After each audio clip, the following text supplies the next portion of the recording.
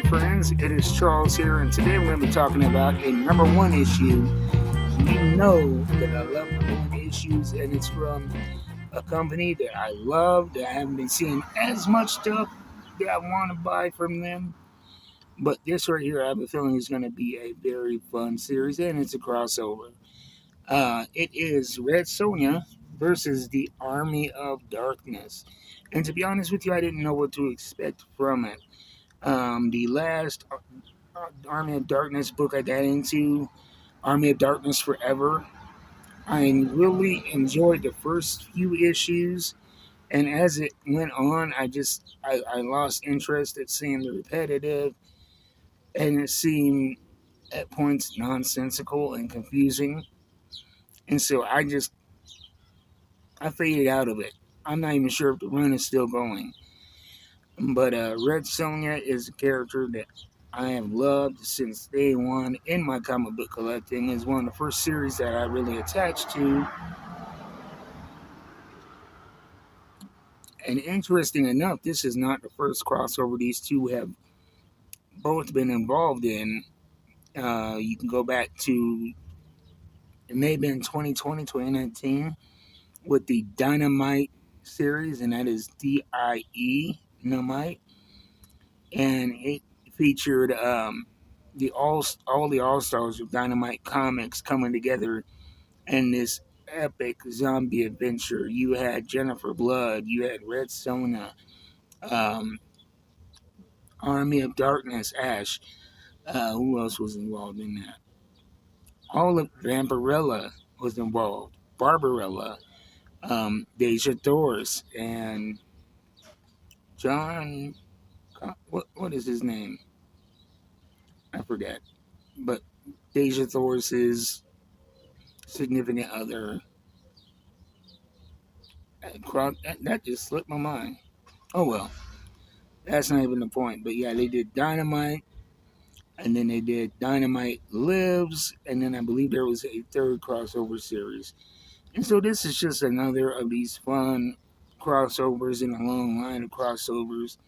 And first, we're introduced to Ash, who is in the current time, current times, reminiscing about his time in the medieval ages, uh, at a local bar, getting shot down by a woman, and really feeling down on himself. Since this is a newer book, I'm not gonna be giving away too many spoilers or details, because in these reviews I don't want to give you a blow by blow. I want you to discover the joy of the story yourself. But what all of this leads to is him reminiscing of his glories in the Middle Ages. And so he goes not to social media, but to a history book to check on his friends from that time. And in this history book, he finds out that these people that he cared so much about, the history book says they were dispatched by this red haired female warrior, which instantly earns his ire. And so he goes back to the Necronomicon, the book of evil that has really, ruined his life. And he knows the dangers of it, but in a drunken, self-pitying stupor, he goes there trying to transport himself to that time to save his friends once again. And we go from that to Red Sonja fighting her way through this group of minions who are in some kind of royal court.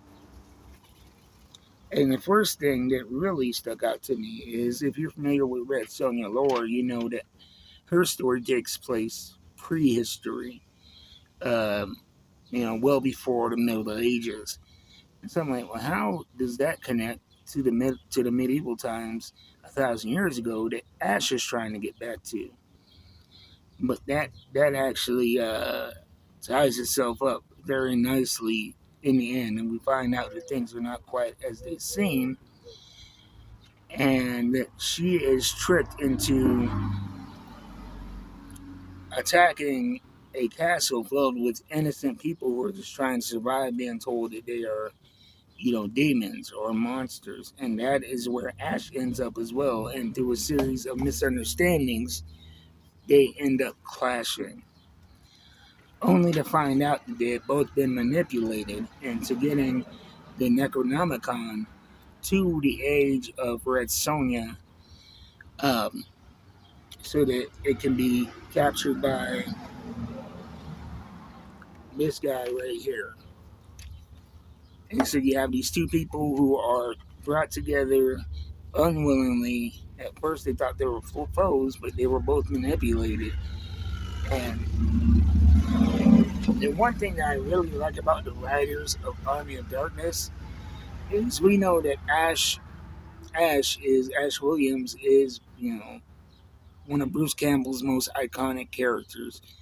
And the way that he's written is very Bruce Campbell. So you can hear the sarcasm and the coolness of Bruce Campbell with every line. And so they're very true to the character and to the character of Red Sonja as well. And I think with a lot of crossovers, um, they don't pay attention to the details.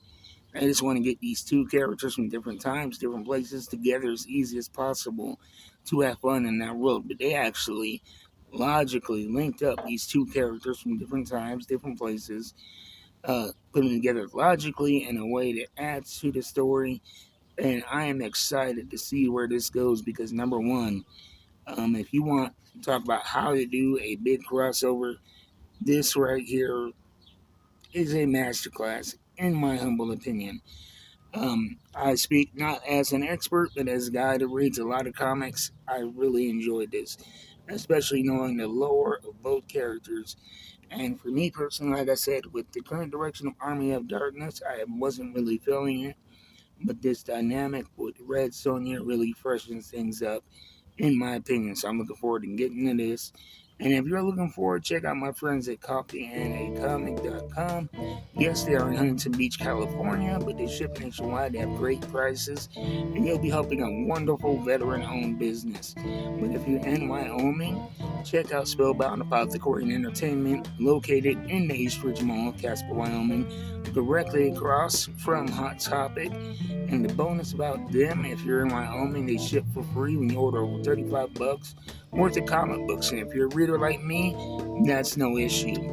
So I'll see you guys next time. Until then, keep reading them books. I'm out.